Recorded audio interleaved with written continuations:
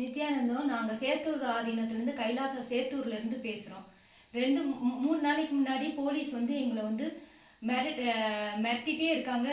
அவங்க வந்து நிறையா ஆட்களோடு வந்து மிரட்டிகிட்டே இருக்காங்க. நாங்கள் இந்த இடத்த வந்து காலி பண்ணணும்னு சொல்லிட்டு நாங்கள் வந்து இன்னமும் வந்து கைலாச சேத்தூர்லேருந்து தான் அங்கேருந்து தான் உங்களுக்கு எல்லாத்துக்கும் பேசிகிட்டு இருக்கோம்.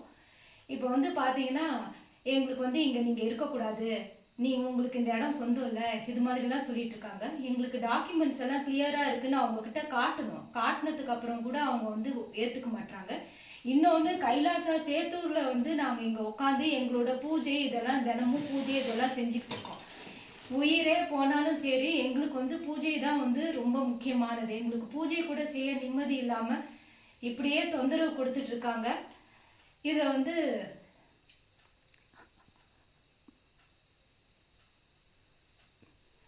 இதெல்லாம் இந்த கண்டிப்பாக எங்களுக்கு வந்து தர்மத்துக்காக நிற்கிற எங்களுக்கு வந்து கண்டிப்பாக வந்து தர்மத்துக்காக நாங்கள் நிற்கிறோம். நாங்கள் வந்து தர்மத்துக்காக நிற்கும் போது தர்மம் எங்களை காப்பாற்றும். இதை பார்க்குறவங்க ஒவ்வொருத்தவங்களும் வந்து புரியணும். நாங்கள் இந்து மதத்துக்காக எவ்வளோ தூரம் வந்து போராடிட்டு இருக்கோம் அப்படிங்கிறது புரியணும். அதுக்காக தான் இந்த வீடியோவை ரெக்கார்ட் பண்ணுறோம். இன்னொன்று வந்து பார்த்தீங்கன்னா, இப்போ கூட கொஞ்சம் நான் வந்து பதட்டத்தில் தான் பேசுகிறேன். ஏன்னா வந்து எப்போ வேணுமாலும் வந்து டோரை வந்து லாக் பண்ணுறது, நாக் பண்ணுறது, உடைக்கிறது, வெளியில் வரீங்களா இல்லையா, இல்லை உடைக்கட்டுமா, இதே மாதிரியே சொல்லி சொல்லி ரொம்ப தொந்தரவு பண்ணிக்கிட்டே இருக்காங்க. பல வருஷங்களாக இதே தொந்தரவு தான் இருக்குது. எல்லா இடத்துலையும் இதே மாதிரி தான் எங்களை வந்து தொந்தரவு பண்ணிட்டு இருக்காங்க. நாங்கள் வந்து நிம்மதியாக ஒரு பூஜை செஞ்சு ஒரு ஆன்மீக ரீதியாக வந்து மக்களுக்கு என்ன செய்யணுமோ நிறையா செஞ்சுக்கிட்டு இருக்கோம். இந்து மதத்துக்காக வந்து பகவான் வந்து எவ்வளவோ செஞ்சிட்டு இருக்காரு. அதை தாண்டியும் வந்து அவங்க புரிஞ்சுக்காம இப்படியே செஞ்சிட்டு இருந்தாங்கன்னா எனக்கு தெரியல. இந்து மக்கள் எல்லாம் என்ன செய்யறீங்கன்னு தெரியல. எங்க உயிருக்கே வந்து இங்க பாதுகாப்பு இல்லை. உண்மையாலுமே பாதுகாப்பே இல்லாத நிலையில தான் நான் இவ்வளோ பதட்டத்தோடு வந்து இதை வந்து வெளிப்படுத்தணும்ட்டு சொல்றேன்.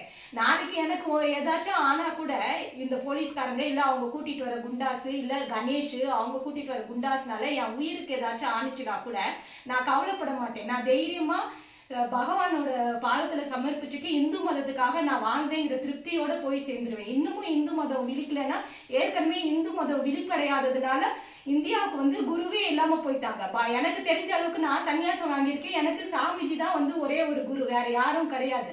அப்படி இருக்கும்போது குருவை இழந்துட்டு வாழ்றதுங்கிறது எவ்வளவு பெரிய வேதனைன்னு உங்களுக்கு தெரியுமா?